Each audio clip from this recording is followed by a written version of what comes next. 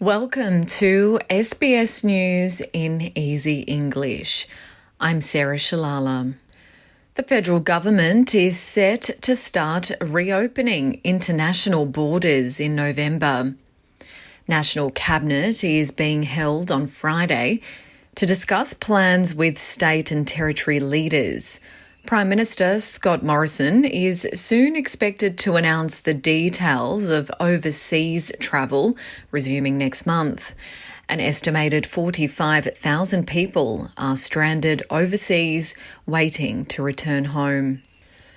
Victoria has again detected more than 1,000 new local infections and 3 deaths on Friday after a big jump in cases yesterday. The state experienced a sharp rise in daily cases on Thursday, with 1,438 new COVID infections and 5 deaths recorded. Today, the daily number dropped to 1,143 new COVID cases after 62,000 tests were processed in the state in the past day. New South Wales is reporting 864 new locally acquired cases on Friday and another 15 deaths from COVID-19. The Health Department says 9 people who died were unvaccinated, 1 had a single dose and 5 were vaccinated. More than 87% of people aged over 16 years have had their first jab of a COVID vaccine in New South Wales. Non-urgent elective day surgeries in private settings will resume from Tuesday due to high vaccinations and the reduced COVID-19 risk. Queensland has recorded 2 new locally acquired coronavirus cases on Friday, as the state grapples with a COVID-19 cluster in the aviation sector. The state processed 19,764 COVID-19 tests, but authorities are on edge about potential community transmission, urging Queenslanders to be cautious. Queensland Premier Anastasia Palaszczuk says a lockdown is not needed at the moment, but if infections become unlinked, then the situation could change. We do need to make sure that people in Brisbane, Logan, Gold Coast, Moreton Bay, Townsville and Palm Island continue to adhere to those stage 2 restrictions. We need people to keep getting tested. We need people to keep wearing this mask. A 96-year-old woman who failed to turn up for her German trial on charges of war crimes was arrested on Thursday. Former Secretary Irmgard Fuchsner is accused of aiding mass murder at a Nazi concentration camp during World War II.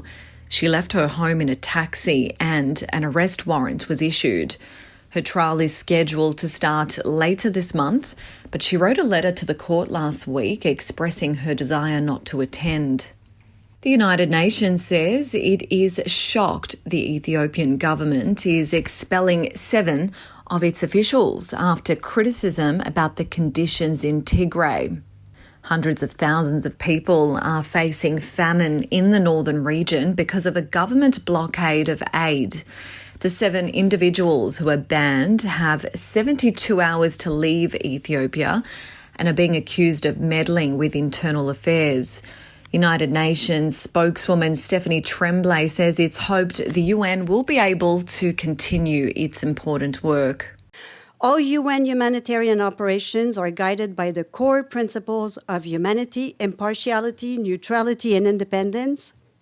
In Ethiopia, the UN is delivering life-saving aid, including food, medicine, water, and sanitation supplies to people in desperate need. To sport now, Irish boxer Michael Conlon says he feels vindicated after an independent report uncovered corruption at the 2016 Rio Olympics. Conlon was defeated in a quarter-final at Rio, and a report found at least 9 bouts or intense activities were suspicious, including his match against his Russian opponent. He won bronze in 2012, but says he still wants his medal, and when he receives it, then justice will be served. You know, for me, Rio will be kind of the making and breaking of me in terms of as an amateur. It broke me completely.